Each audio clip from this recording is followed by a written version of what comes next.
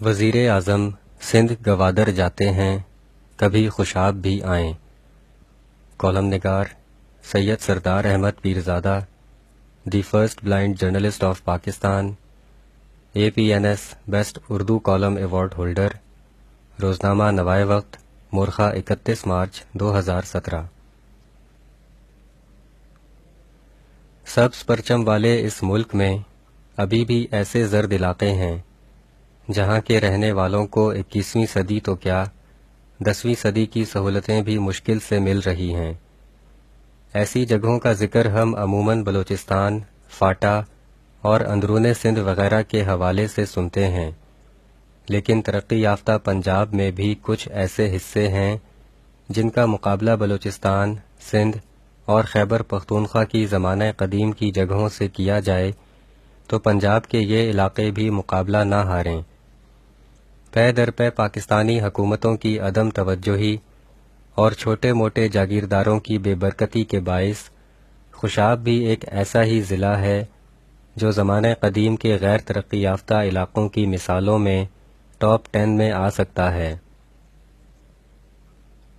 یہ وہی خوشاب ہے جس کے قریب بہتے دریا کا پانی پی کر مغل بادشاہ بابر نے اسے خوش آب کا نام دیا تھا، لیکن اب وہی دریائے جہلم بے آب ہوتا جا رہا ہے۔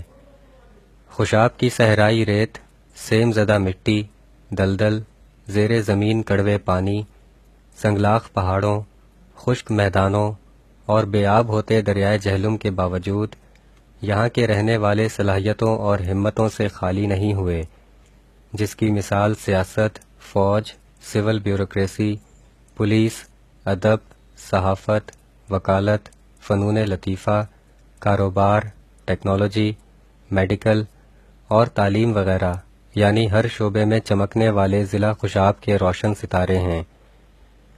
خوشاب کے لوگ بے آب تو ہوئے ہی بے یار و مددگار بھی ٹھہرے۔ ان پر خوش قسمتی اور بدقسمتی ایک ساتھ راج کرتی ہے۔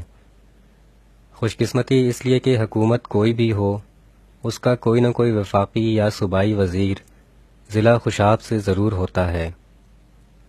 بدقسمتی اس لیے کہ ہمیشہ سے وزارتی تاج والے اس ضلع سے ووٹ لینے والے کسی بھی بے وفا نے اپنے حلقے کی عوام سے وفا نہیں کی۔ ضلع خوشاب کے اہم تاریخی مقامات وادی سون سکیسر، کٹھا سگرال، مٹھا ٹوانا اور ہڈالی وغیرہ کا ذکر کیا کریں۔ یہاں کے دو بڑے شہروں خوشاب اور جوہر آباد کی شہری سہولتیں بھی موہنجو دڑو اور ہڑپہ جیسے آثار قدیمہ کا منظر پیش کرتی ہیں۔ اس ضلع میں ایک شہر قائد آباد بھی ہے جس کے منفرد قالین دنیا بھر میں مشہور تھے، لیکن اب مشہوری صرف ہسٹری میں رہ گئی ہے کیونکہ قالین فیکٹری ہڑپ ہو چکی ہے۔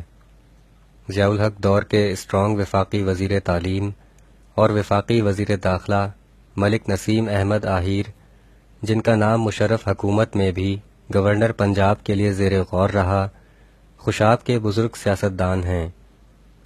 انہوں نے اپنے دور میں ضلع خوشاب میں سر سید یونیورسٹی قائم کرنے کا ارادہ کیا، لیکن ان کی وزارت اور سر سید یونیورسٹی دونوں اب خواب ہوئے۔ بعد میں آنے والے ارکان اسمبلی اور وزراء کو یہاں کے لیے اعلیٰ تعلیمی سہولتوں کی فراہمی کی کوئی فکر نہیں، مگر آفرین ہے ضلع خوشاب کے لوگوں پر کہ انہوں نے اپنی پسماندگی کو اگلی نسلوں تک نہ پہنچانے کا فیصلہ کر لیا ہے۔ اسی لیے ضلع خوشاب کے پیارے لوگ اپنی حیثیت سے بڑھ کر اپنے بچوں کو جدید تعلیم دلوا رہے ہیں۔ ضلع خوشاب کے صحافی عوام کے مسائل اجاگر کرنے کے لیے قابل فخر کردار ادا کر رہے ہیں۔ حالیہ بلدیاتی انتخابات کے نتیجے میں جوہر آباد میونسپل کمیٹی کو معزز گھرانے کے ایک پرعزم چیئرمین ملک اشرف کی قیادت ملی ہے۔ انہوں نے بے سر و سامانی اور فنڈز کی خالی تجوری کے باوجود اپنی ہمت اور مشنری جذبے کے ساتھ جوہر آباد کی حالت بدلنا شروع کر دی ہے۔ اسی وجہ سے ملک اشرف شہباز شریف اور نون لیگ کی نیک نامی کا باعث بن رہے ہیں۔ ایسے ہی سیاسی ورکروں کی وجہ سے نون لیگ اس ضلع میں کامیاب ہوتی ہے۔ دوسری طرف حکومت وقت کے دلوں سے دور ضلع خوشاب کے کنارے سے جڑے صحرا پر واقع تحصیل نور پور تھل ہے، مشہور افسانوی داستانوں میں جگہ پانے والے اس صحرائی شہر نورپور تھل سے مزید 35 کلومیٹر صحرا میں اترتے جائیں تو ضلع کی آخری حدود پر تقریباً 26,000 انسانوں پر مشتمل جمالی یونین کونسل کی حدود میں ایک بستی دادو والا آباد ہے۔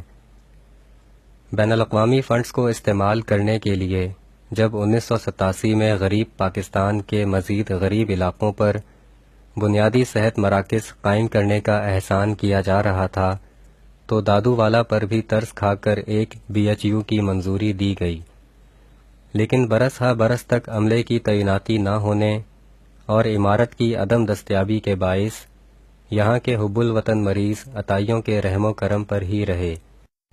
حکومتی عدم دلچسپی کو دیکھ کر دادو والا کے ایک مخیر کھارا خاندان نے 16 کنال ذاتی قیمتی زمین BHU کو عطیہ کر دی اور ایک دوسری نجی عمارت میں وقتی BHU شروع کروا دیا۔ وہاں کے ایک نامور وکیل اور سماجی کارکن محمد زوار حسین کھارا ایڈوکیٹ نے سب حکومتی دروازوں پر دستک دی کہ دادو والا BHU کو عطیہ کی گئی زمین پر مختصر سی بلڈنگ بنا دی جائے۔ انہوں نے اپنی درخواستوں میں یہ بھی بتایا کہ ضلع خوشاب کے تمام BHUs میں دادو والا ایسا BHU ہے جس میں سب سے زیادہ مریض آتے ہیں۔ وکیل صاحب کی مسلسل درخواستوں کے باعث ضلعی انتظامیہ نے ایک مرتبہ PMDGP فنڈز سے عمارت تعمیر کرنے کا سوچا، لیکن منطقی ضلعی بیوروکریسی نے اسے گائیڈ لائنز کے خلاف قرار دے دیا۔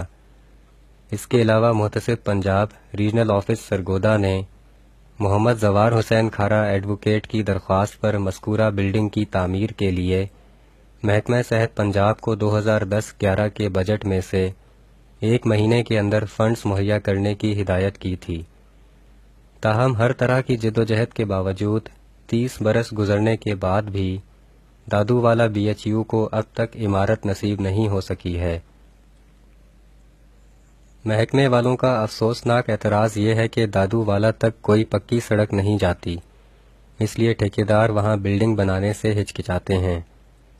یہ پنجاب کا شاید واحد BHU ہے جس کی اب تک اپنی بلڈنگ نہیں ہے۔ گزشتہ دنوں جادوئی انتظامی صلاحیت رکھنے والے پنجاب کے وزیر اعلیٰ شہباز شریف نے بہاولپور کے قریب قائد اعظم سولر پارک کے اوپر سے پرواز کرتے ہوئے ترقیاتی کاموں کو دیکھ کر خوشی سے ٹویٹ کیا۔ اگر کبھی وہ دادو والا کے اوپر سے پرواز کریں گے تو ہو سکتا ہے حیرانگی سے ٹویٹ کریں کہ صحرا میں حرکت کرتے ہوئے یہ افراد کس دنیا کی مخلوق ہیں۔ وزیر اعظم نواز شریف غیر ترقی یافتہ علاقوں میں جا کر بنیادی انسانی سہولتوں کی فراہمی کے لیے خزانوں کے منہ کھول رہے ہیں۔ وہ اندرون سندھ اور گوادر جا رہے ہیں، کبھی ضلع خوشاب بھی آئیں۔ شکریہ، دی اینڈ۔